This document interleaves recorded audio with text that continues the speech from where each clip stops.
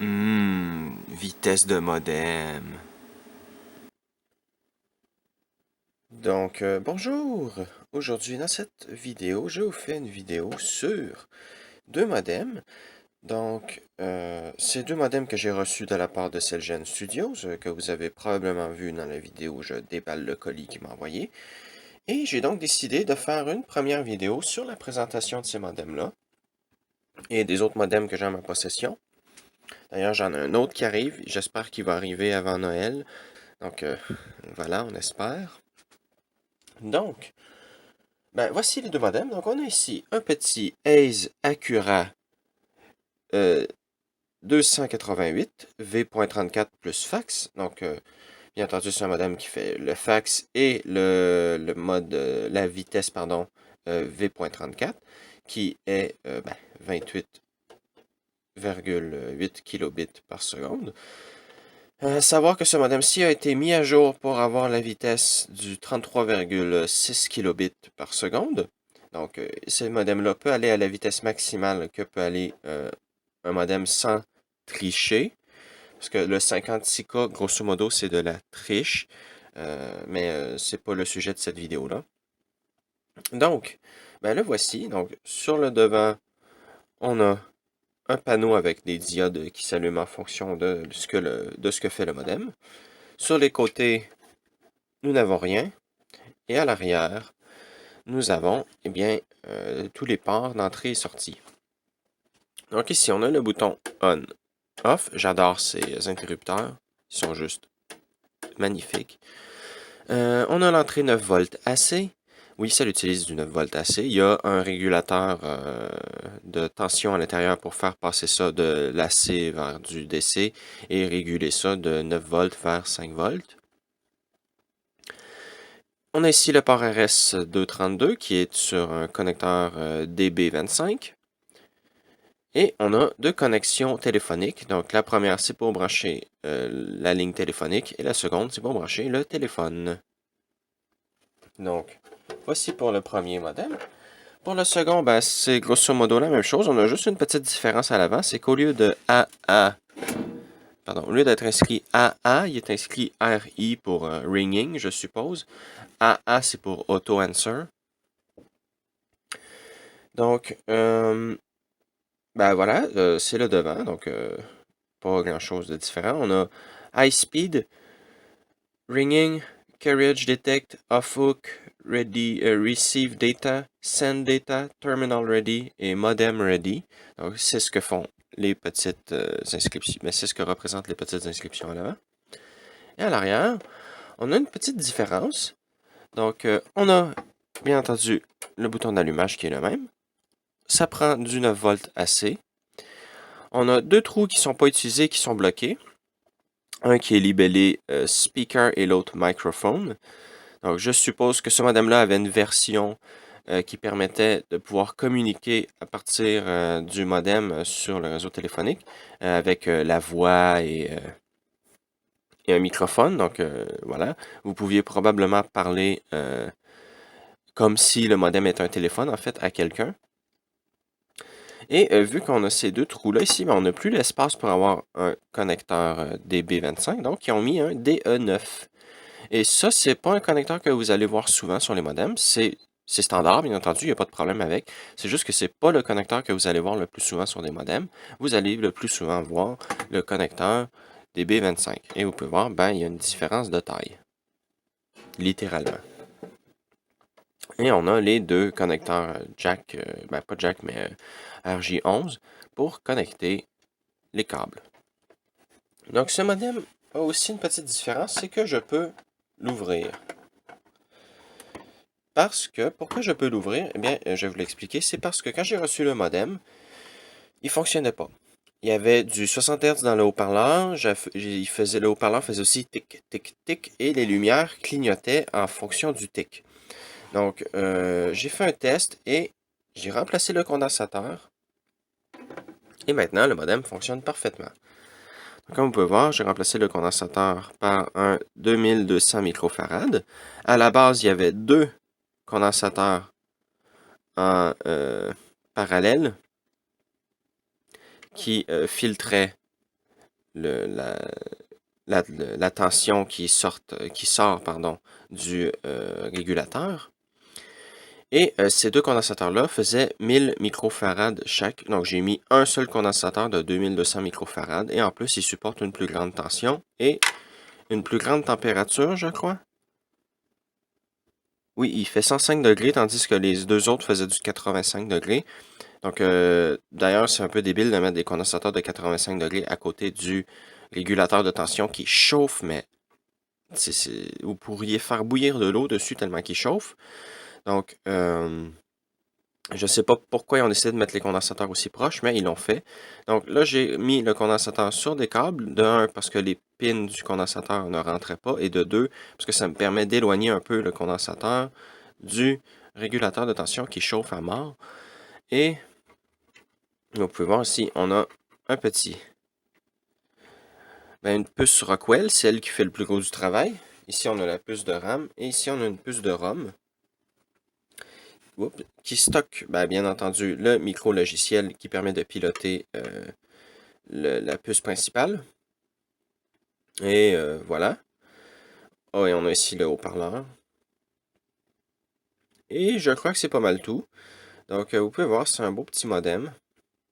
Bien qu'il y ait un petit problème de conception au niveau des condensateurs proches du régulateur de tension. Mais bon, ça, c'est autre chose. Ah, et aussi, pour pouvoir ouvrir le couvercle de ce modem-là, il a fallu que je casse les petits ergots qui permettent de clipser le modem en place, parce que c'est tout bonnement impossible de bouger ça facilement, les petits trucs, les bouts de plastique qui clipsent dans le boîtier. Donc il a fallu que j'utilise un tournevis et que je fasse levier pour briser les ergots qui permettent de clipser. Et bien malheureusement, le modem, bien qu'il ferme toujours relativement bien, je ne peux pas, par exemple, le mettre à l'envers comme ça sans que le couvercle tombe. Oh. Est-ce que j'ai entendu un truc bouger? Oui. Bon. Donc, je crois que c'est pas mal tout pour la partie présentation. On va donc passer pour la partie logiciel et connexion. Donc, je fais pause, je vais connecter tout ça et je reprends. Bien, donc le modem est connecté. Vous pouvez voir les câbles ici à l'arrière qui dépassent. On va donc l'allumer. Vous allez voir, ce modem met un petit peu de temps à s'initialiser.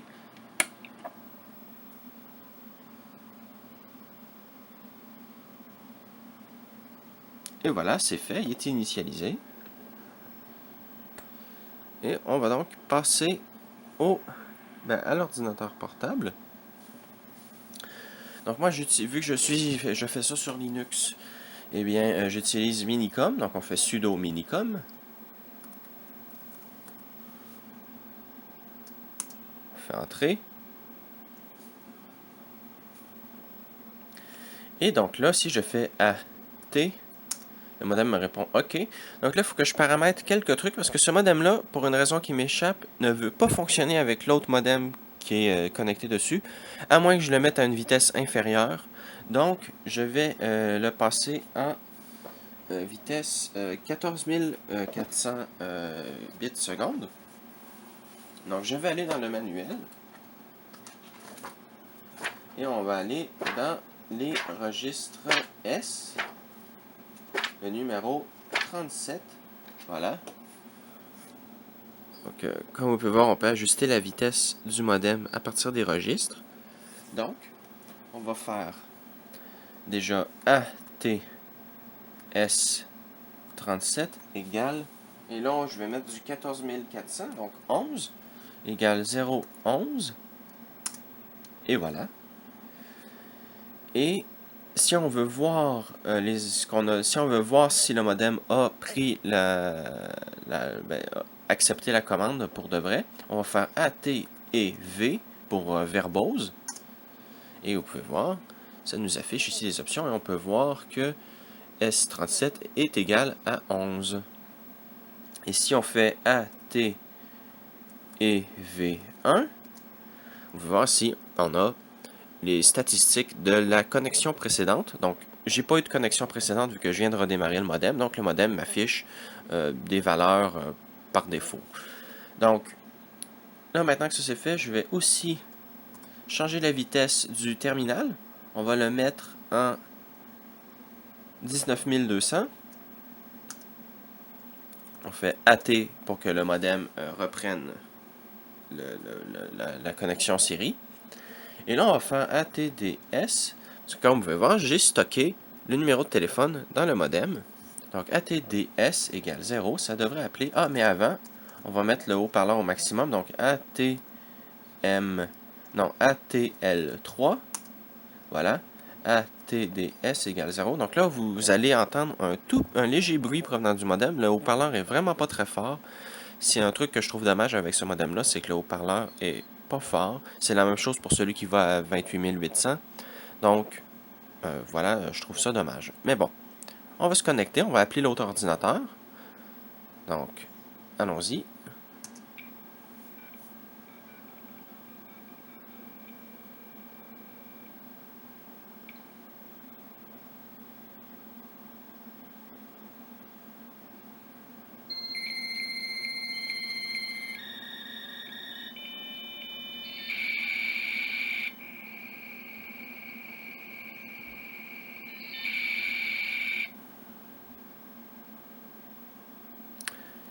Et voilà, nous sommes connectés à 14 400 bits par seconde. Donc, on va faire CTRL-A-C pour effacer l'écran. Donc là, on va transférer un fichier à S, oui, CTRL-A-S. On va faire du Z-modem. Et je vais envoyer une image disquette de 360 kilooctets. Je vais aller voir si l'image n'est pas déjà sur l'autre ordinateur que je vais envoyer. Non, ça va, donc ça devrait être correct. Je peux l'y envoyer. Et on sélectionne l'image avec espace et on fait entrer pour l'envoyer. Donc là, vous devriez voir que ça l'envoie. Et la diode Sending Data du modem clignote pour dire qu'elle envoie des données. Tandis que sur l'autre ordinateur, comme vous pouvez voir, on reçoit aussi les données. Et ça devrait mettre 3 minutes et 15 secondes pour terminer l'envoi.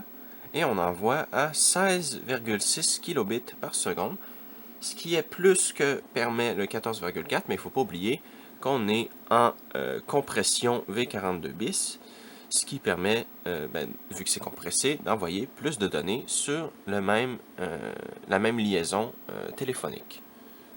Donc, je vais laisser la copie se faire et je reprends une fois que c'est terminé. Bien, donc le transfert s'est complété. Voilà, il n'y a pas eu de problème. Donc, on fait entrer pour revenir sur Minicom. Et si je vais dans un autre terminal, vous pouvez voir, j'ai fait un petit SHA 256 du fichier. Et vous pouvez voir, bon, moi j'utilise les derniers, donc pour vérifier si c'est le même. Donc ça se termine en DB9D9. Et si on va voir sur notre ordinateur, DB9D9, donc on a le même fichier. Et, voilà. Donc, c'était pas mal tout pour cette vidéo. Donc, en espérant que vous avez apprécié, et il ne nous reste plus qu'à raccrocher. On fait plus, et on fait ATH. Et voilà. Et on peut maintenant quitter une fois que le modem dit OK. Donc le modem a dit OK, et on peut faire AX pour quitter.